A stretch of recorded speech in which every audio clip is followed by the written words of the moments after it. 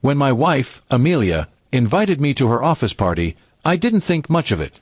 She worked at a well-known law firm in the city, and although she often talked about the stressful workload and long hours, she rarely mentioned the people she worked with. I agreed to come because she wanted me there, and I wanted to support her. What she didn't know, however, was that I had a very personal connection to that firm, one that would soon change everything. As we arrived, the party was in full swing. The firm had rented out an upscale hotel ballroom, decorated elegantly with lights and polished marble floors. I could tell they wanted to impress. People were dressed in their finest suits and dresses, laughing, networking, and sipping champagne. Amelia looked stunning, though I noticed how nervous she was as she introduced me to a few of her colleagues. Soon, she brought me over to meet her boss, a tall, arrogant-looking man named Martin Cole. He was the managing partner of the firm, or at least, that's what everyone thought.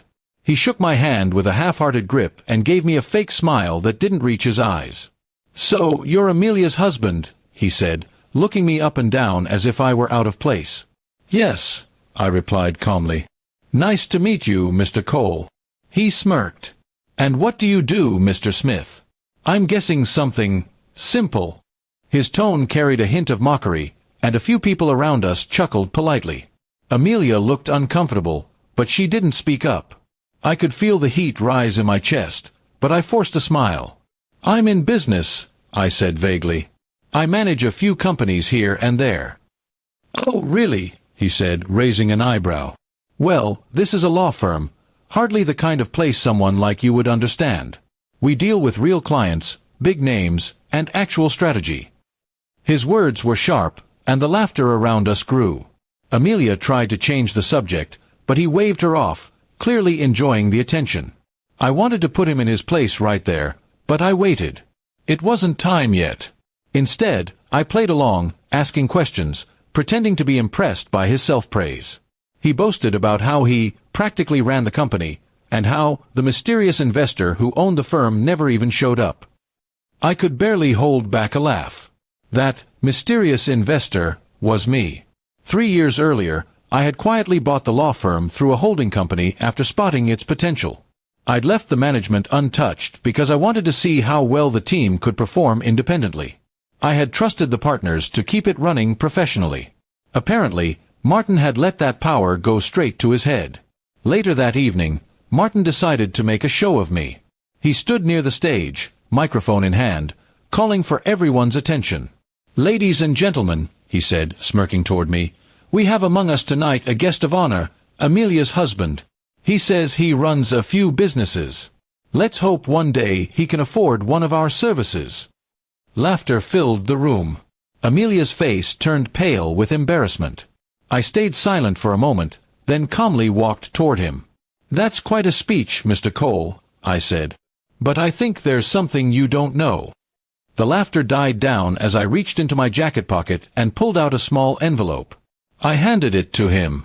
Inside is a letter from the firm's actual owner, me. His face went blank. He opened the letter, scanned it, and froze. The firm's legal seal and my signature were clearly visible. A stunned silence fell over the entire ballroom. You're the owner," he stammered. "Yes," I said evenly. "I've owned this firm for the past 3 years. And tonight, I came to see how my employees treat guests and their co-workers." The color drained from his face. Amelia's eyes widened in disbelief as everyone began whispering. "I think we've seen enough of your leadership," I continued. "Starting tomorrow, your position as managing partner is terminated. HR will handle your exit." He tried to speak, but the words wouldn't come out. He simply lowered his head and walked off the stage, humiliated. The room remained quiet for a few seconds until a round of nervous applause broke out. Amelia stood frozen, not knowing what to say. I turned to her and smiled softly. "I didn't want to embarrass anyone," I said quietly, "but respect goes both ways. No one should insult another person without knowing who they truly are." That night, as we drove home, Amelia apologized repeatedly for how her boss had treated me. I told her it wasn't her fault, but that I was glad the truth came out. She later admitted she'd always suspected there was something different about how I handled things, but never imagined I owned the company she worked for. The next morning, I received dozens of emails from partners and employees, apologizing for their behavior and thanking me for attending. I didn't reply to most of them. I didn't need to. The message had been sent clearly enough. Respect isn't about position, title, or wealth, it's about character.